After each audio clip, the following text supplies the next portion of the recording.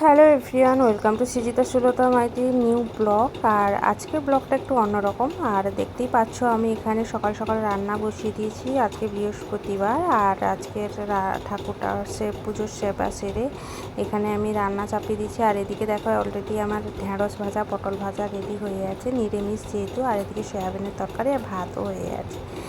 আর এদিকে দেখো বাইরে প্রচুর বৃষ্টি, সকাল থেকে শুধু বৃষ্টি হয়েই যাচ্ছে। স্যালনে তো যাইনি বৃষ্টির জন্য।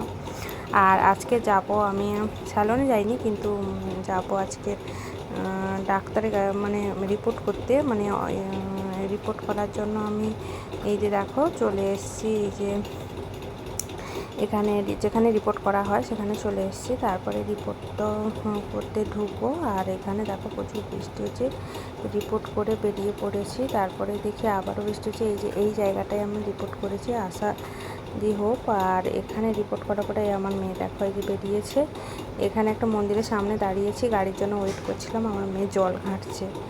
তারপরেই দেখো আমরা গাড়িতে এবারে উঠবো, মানে গাড়িতে বলতে কি টোটোর জন্য ওয়েট করছিলাম। বেশি রাস্তা নয় আমাদের, কাছাকাছি। আর টোটোতে উঠে পড়েছি। ওখান থেকে আমাকে বিস্কিট প্যাকেট দিয়েছিল, আমার মেয়ে খেতে শুরু করে দিয়েছে। যেখানে যাবে তার খাবারটা দরকার।